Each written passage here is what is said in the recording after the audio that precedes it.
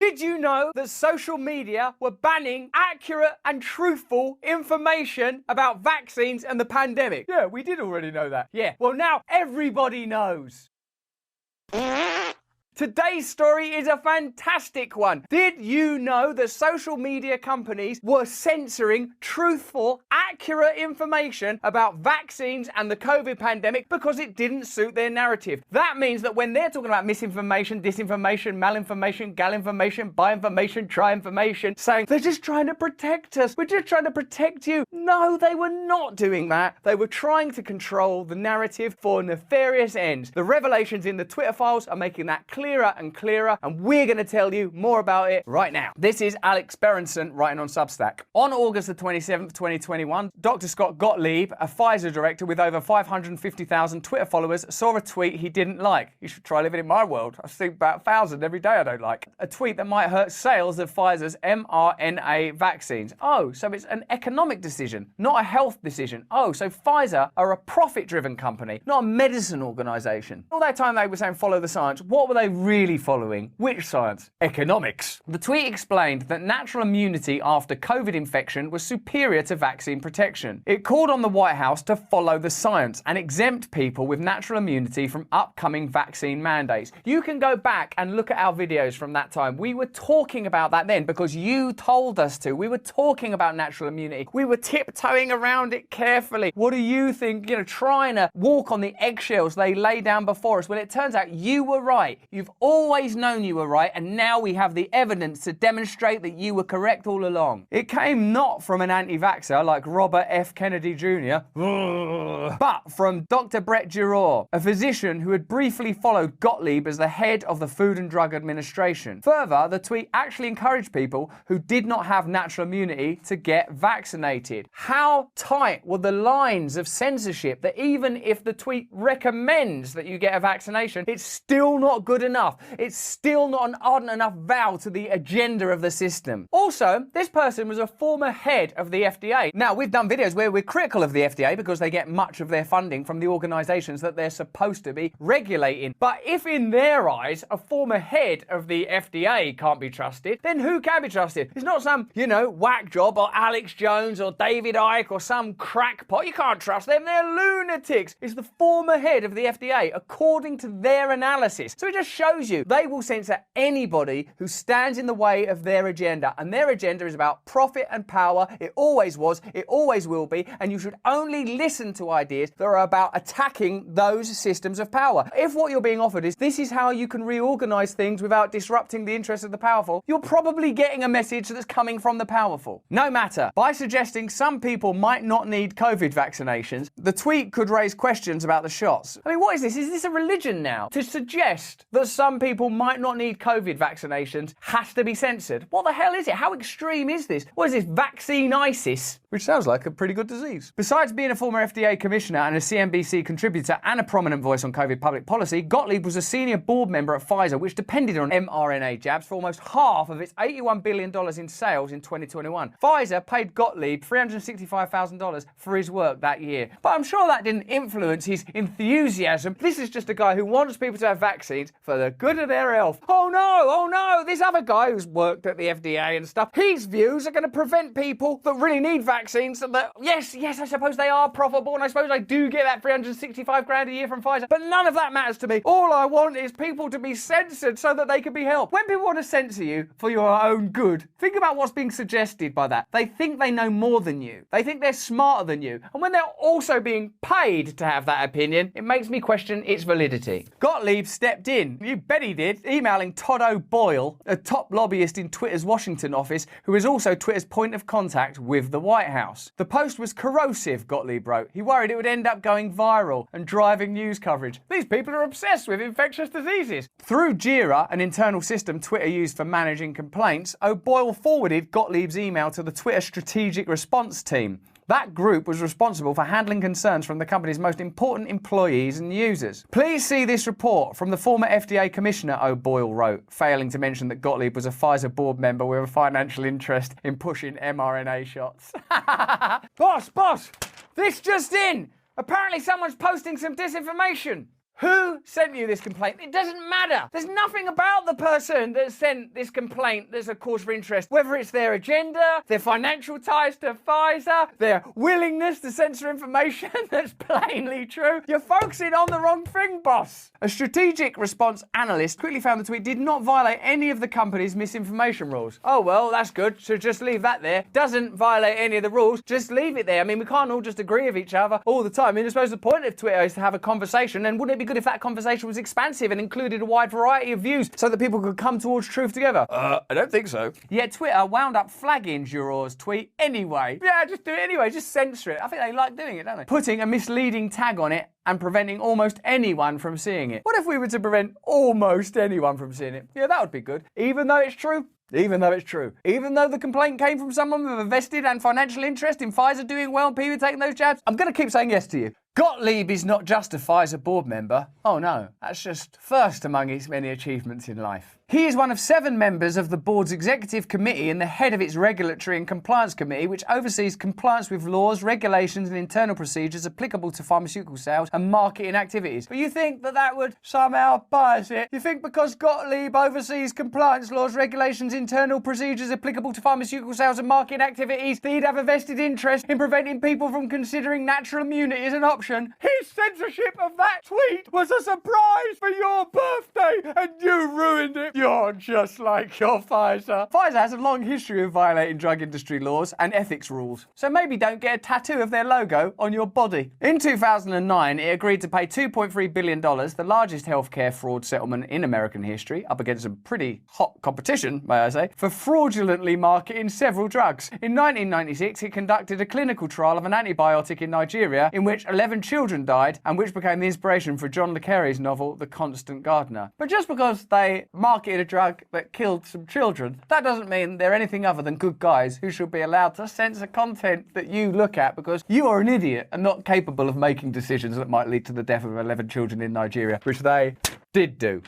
Gottlieb, eh? At very least, there's a conflict of interest that the mainstream media will surely be very interested in investigating. Let's see how they get to the bottom of it. Give them hell, guys! Doctor, we go way back. I don't know how many times during the pandemic you were on, probably 3 times a week. You turned into a security blanket for us and I think for viewers everywhere. I mean, I'd want him as a security blanket. It looks too much like Eddie Munster. Please don't run away. The entire time, I don't ever think you dodged the question or politicized the question. You talked about the origins and were very straightforward about what could have happened, what didn't. You talked about the efficacy of the vaccines and masks. All these areas are completely uncontroversial. So uncontroversial you wouldn't need anyone to censor tweets or control the narrative because, yeah, whether it's masks, the origin of COVID, the efficacy of the vaccine, there's just literally nothing else to learn on any of those subjects. And that's why we're lucky to have a security blanket that looks like a vampire and a raven had an albino baby. Please don't run away. You'd go against the conventional thinking. I think it was all science-based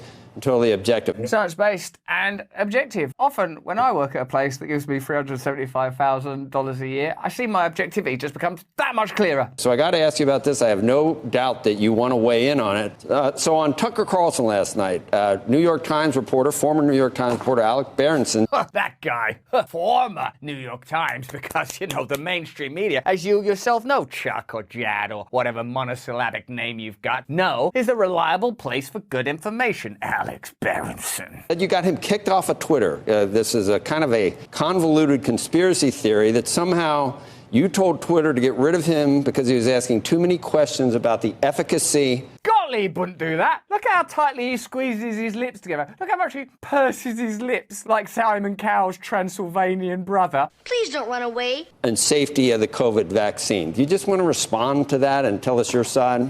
Yeah, look, I'm not going to comment directly on that, and he's threatening litigation, too, so another reason not to respond. I've raised concerns around social media broadly, and I've done it on these networks, around the threats that were being made on these platforms and the inability of these platforms to police direct threats, physical threats about people. There's two things that are a menace on social media. One is physical threats. Yeah, we all agree with that. No one wants physical threats. Should we right, guys? Yeah. Second thing is former FDA directors saying that natural immunity might be as effective as vaccines. Yeah, there's no drop-off between this physical threats, then there's former FDA directors saying natural immunity might be as effective as vaccines. They're basically the two things. The next thing after that is murder. That's my concerns around social media and what's going on in that ecosystem. So it wasn't as much about, and you know what? I had COVID. I had 3 vaccines. How's those vaccines working? The vaccine, those were one of the great scientific discoveries of our, and I've seen all I still see it. It does this, it does that. We didn't know this, we didn't know that. All of that stuff. 100 billion profits, 75 years, you can see the information. I've seen it. I've seen all the information, and I still don't care. That's how stupid I'm willing to be. That's the way that for me, it was basically like a mild cold because I think of the vaccine. So I'm not questioning that. So you were... Look, you were... Oh, shit. Oh, no. It's a bad cold, because if it was just a little cold, you wouldn't need... I'm unconcerned about debate. I'm unconcerned about debate taking place in platforms. Because I censor any information that I don't like, personally, because of my relationships within Twitter, which is totally corrupt. I am very concerned when threats... I'm very concerned when threats... Very concerned with threats. And also, as I said, the FDA and saying natural immunity. Threats and the natural immunity. That's the 2 things. This had to do with... I'm very concerned about physical threats. Very concerned about... He's panicking now, isn't he? He's gone too far. He knows that a lie's near the center. Physical threats. Vaccinate me now! It was all my own fault. I was acting like a real dope. Being made against people's safety and the people who gin up those threats against individuals. Okay. That concerns me. It's just the righteousness. There's a person that's actually done things like gone, hey, listen, can you get that other dude off because that's going to affect sales? Acting like he's sort of Nelson Mandela. Additionally, according to a bombshell new report by Just the News, the Biden White House put immense pressure on Facebook to remove often true content, according to bombshell new documents obtained in a federal censorship collusion lawsuit by Missouri and Louisiana attorneys general. In recently released documents, White House Director of Digital Strategy Rob Flaherty put a huge amount of pressure on Facebook to remove a Washington Post article on vaccine hesitancy. So they're removing posts of former FDA officials within social media. Now the White House are directly removing things from the mainstream media. And of course, you can assume that if these practices are taking place here, do you imagine that these are the only 2 examples? Or do you imagine that it's cultural, institutional, normal, regular business practice to remove information that's not expedient? Let me know in the comments, let me know in the chat. Do you think that the only information you're allowed access to is the information that's amenable to their agenda and objectives, which are about power and profit? Let me know in the chat. In a March 14, 2021 email with the subject line, "You are hiding the ball," White House Director of Digital Strategy Rob Flaherty showed a Facebook executive a Washington Post article on Facebook's research into drivers of vaccine hesitancy on its own platform, including fears of worse than expected adverse events. In the email thread was also President Biden's COVID response team senior advisor, Andy Slavitt. The Facebook executive, whose name was redacted, replied to the email saying there was a misunderstanding. Flaherty then fired back, telling the executive that he's been asking you guys pretty directly about the extent to which borderline content is creating vaccine hesitancy. We are gravely concerned. Facebook is a top driver of vaccine hesitancy and want to know if you're trying, Flaherty continued as he put pressure on Facebook to censor COVID information. The executive agreed Facebook needs to share information faster with the White House, and a week later provided a list of changes Facebook was making. One of them was reducing the virality of content discouraging vaccines that does not otherwise violate a policy but can be framed as sensation, alarmist, or shocking.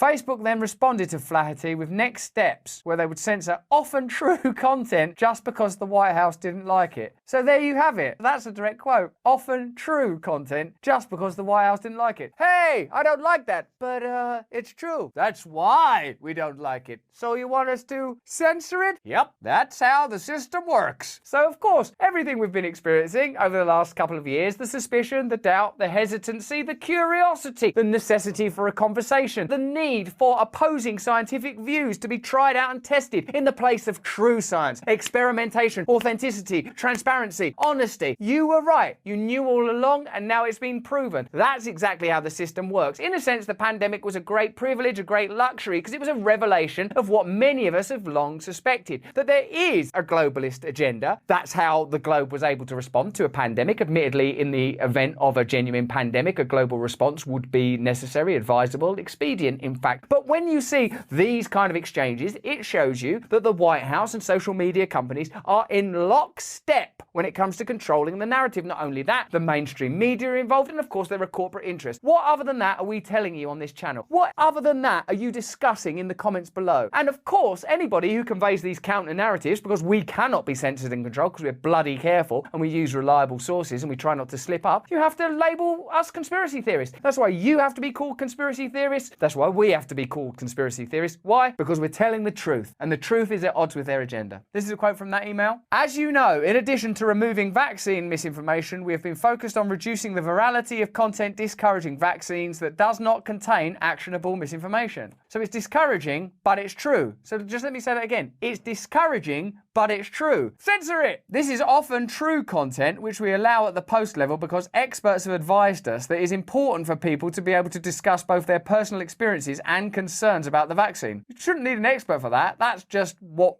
communication is supposed to be. We got an expert in, and the expert said you shouldn't censor people telling the truth about their experience of being alive because that would be, well, tyranny. Yeah, that's the one we're going for. The last words you said. Tyranny? There you go. You keep saying it, but you're not doing it. But it can be framed as sensation, alarmist, or shocking. We'll remove these groups' pages and accounts when they are disproportionately promoting this sensationalized content. More on this front as we proceed to implement. Did you, during the pandemic, think the information that was true was being censored? Did you notice that discussion was being shut down? Did you get called a conspiracy theorist for saying and believing those very things and other things that have since been proven to be true? Well, let's learn from this. Is there anything going on at the moment that you're not allowed to discuss where it seems that there's an agenda? Of course there is. Every single issue is framed in this manner. Every single issue is presented to you in a manner that's amenable to the interests of the powerful. What do you think power is other than the ability to control outcomes? What are the means of controlling outcomes? Control the power, control the messaging, censor opposition, demonize dissenters. All we're doing is describing exactly what's happening. Thank you for being on this journey with us. Thank you for keeping us informed. Let's not give up now. Even though it may feel darker, it's about to get a lot brighter for all of us. But that's just what I think. Let me know what you think in the comments and chat. I'll see you in a second.